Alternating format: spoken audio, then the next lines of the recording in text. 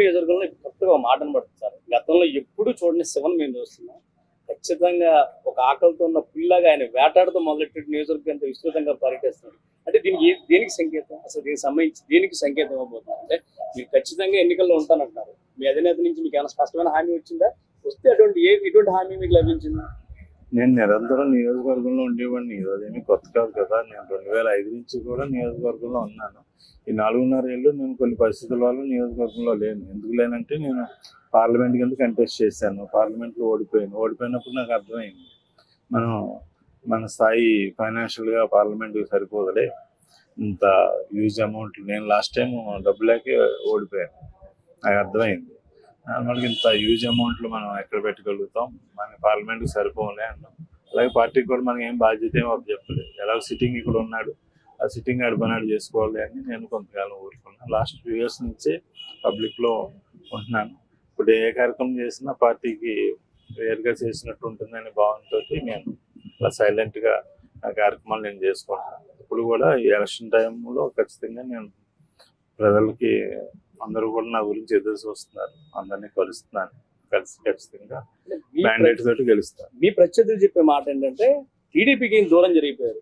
టీడీపీకి సంబంధించి బాదుడే కానీ బాబు భవిష్యత్ గ్యారంటీ కానీ ఇటువంటి కార్యక్రమాలు ఏవి కూడా ఆయన నిర్వహించలేదు. ఇప్పుడు ప్రజాక్షేత్రంలోకి వస్తే టీడీపీ కేడర్ ఆయనకి ఎలా పనిచేయాలని అడుగుతున్నారు. మీరు టీడీపీ కేడర్ ఉద్దేశించి మీరు ఏం చెప్తారు? ఏం చేశారు ఇలా కార్యక్రమాలు? బాదుడే ఏం చేశారు? ఏమన్నా గ్రామాల్లో పటిష్టంగా డోర్ టు డోర్ తిరిగి చేశారా? నార్మల్గా భవిష్యత్ గ్యారంటీ ఏమైనా కార్యక్రమాలు చేశారా? ఇప్పుడు అతను చేసేది ఏం చేస్తున్నాడు? ఖచ్చితంగా ప్రజలు ఇంతకాలం మా ప్రజల మధ్యలోకి ఎందుకు రాలేదని ప్రశ్నిస్తారని చెప్పి అక్కడ ఎమ్మెల్యే కింద అతను 4.5 ఏళ్ళు అతను తిరగలేదు కాబట్టి జనాలు ఎవరు కూడా అతను గుర్తించలేదు కాబట్టి అతను ఉనికిని కాపాడుకోవడానికి ఇప్పుడు ఇంటింటికి వెళ్తున్నాడు. ఇంటింటికి వెళ్ళి ఇంటింటికి మన రాంబాబు మన తెలుగుదేశం అని వెళ్తున్నాడు. సార్, ప్రస్తుత శాసనసభ్యులు రాంబాబు గారు మీకు మిత్రుడా, మీ ప్రత్యర్థి, మీ సోదరుడా? నార్మల్గా నాకు గౌరవం ఇవ్వలేదు అతను. నార్మల్గా ఎమ్మెల్యే అయ్యాడు, అదృష్టం. ఎమ్మెల్యే అయినప్పుడు నేను పార్లమెంట్ అభ్యర్థిగా నేను ఒక నియోజకవర్గానికి 2005 నుంచి ట్రస్ట్ ద్వారా చేశాను. తర్వాత 10 ఏళ్ళు ఎమ్మెల్యేగా చేశాను. పార్టీని ప్రొటెక్ట్ చేసిన వ్యక్తిగా నా గౌరవం నాకు ఇవ్వాలి. ఆ గౌరవం నాకు ఇవ్వటంగా మానేసి అతను స్వార్థంగా అహంకారంగా వ్యవహరిస్తున్నారు. ఆ తీరుతో నేనంత ఫీల్ గుడ్ కాదు. దాంతో ఫీల్ గుడ్ కానప్పుడు మీకు వ్యవహారాలు ఎలా ఉంటాయి అంతే. ప్రస్తుతం నియోజకవర్గంలో ఒక సంఘటన పరిశీలించారు. కాపు సామాజిక వర్గం కూడా మీ వెంట నడుస్తున్నారు.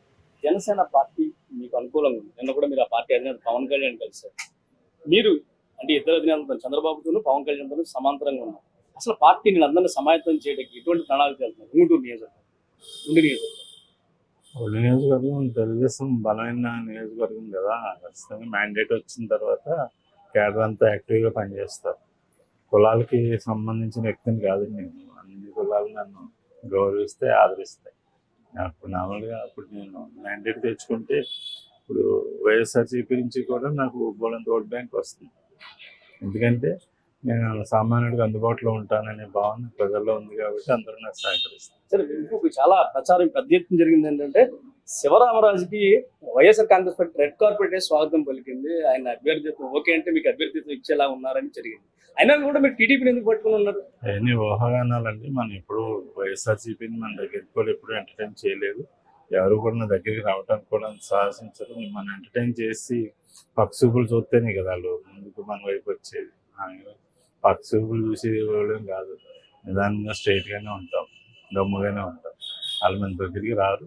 వాళ్ళు ఏంటంటే అభిమానులు కొంతమంది మనం వస్తే బాగుంటుంది, గెలుస్తామని ఆశాభావంతో కొంతమంది ఉన్నారు. కానీ మన ఆ పార్టీ గురించి మనం ఎప్పుడు ఆలోచించలేదు, ఆలోచించం కూడా.